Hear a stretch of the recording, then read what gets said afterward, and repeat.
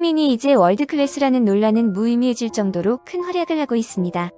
이런 손흥민을 키워낸 그의 아버지의 훈련 방법과 철학이 너무나 궁금하지 않으신가요? 손흥민의 아버지는 스피드가 뛰어난 공격수였죠. 성남 일화와 울산 현대에서 선수 생활을 했지만 큰 주목을 받지 못하고 28세의 나이에 아킬레스건 부상으로 은퇴를 하고 맙니다.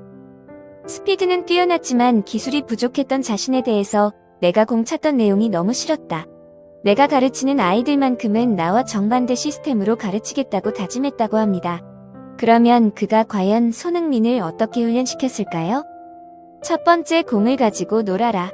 공이 감각을 느끼고 공과 한 몸이 되어야 한다는 겁니다. 즉, 공을 터치하고 소유할 수 있는 기본기를 강조한 것인데요. 8세부터 손흥민을 가르치기 시작했는데 5년간 리프팅과 터치, 패스 훈련만 시켰다는 일화가 매우 유명합니다. 6년째 비로소 시합다운 시합에 참여시켰다고 하네요. 대나무가 땅속에서 5년을 기다리다가 세상 밖으로 나오면서 급성장한다고 하죠. 기본기가 안 되는 상태에서 시합에 나와 반짝 화려게 해도 미래의 어느 시점에 한계를 느낄 겁니다. 손흥민은 아직도 경기 후 회복 훈련에 리프팅만 30분 이상을 한다고 하죠. 두 번째, 패스 받기 전 상황 인식을 하라. 손흥민은 패스를 받기 전 좌우를 쳐다보는 동작이 몸에 배어 있습니다. 공을 받은 후에 퍼스트 터치 위치, 패스할 곳을 생각하면 이미 늦는다는 것이죠. 탈압박과 원터치 패스를 하기 위해서는 선수들의 위치와 움직임을 미리 파악하고 있어야 합니다. 어렸을 때부터 손흥민의 아버지는 손흥민에게 이것을 습관으로 가르쳤죠. 세 번째, 훈련할 때의 집중력을 키워라. 손흥민의 아버지는 리프팅 훈련 시 운동장 세 바퀴를 왼발, 오른발, 양발로 돌리며 한 번이라도 떨어뜨리면 처음부터 다시 시작하게 했다고 하죠. 그리고 한 번의 실수라도 용납하지 않고 크게 호통을 쳤다고 합니다. 어린 시절 손흥민도 아버지가 너무나 무서웠지만 지금의 집중력의 결실이 되었다고 말한 적이 있습니다. 아버지의 호통이 얼마나 컸던지 의붓아버지다라는 소문과 아동학대로 신고하려고 했던 할머니의 일화가 유명합니다. 네 번째는 양발을 사용하게 하라. 손흥민은 패스, 터치 등은 오른발이 편하지만 슛은 왼발이 더 좋다라고 말했죠. 게임에서 중요한 순간에 좋아하는 발 쪽으로 공이 오지만은 않을 겁니다. 손흥민 아버지는 냉장고 박스에 공 100개를 가지고 다니면서 왼발로 수천 번의 슛을 쏘게 했습니다.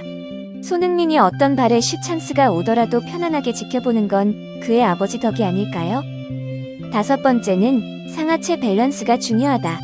물론 공격수는 스피드가 중요합니다. 손흥민도 하체 훈련에 집중하고 있습니다. 하지만 건장한 유럽 선수들과 몸싸움을 하기 위해서는 상체와의 코어 밸런스가 매우 중요합니다.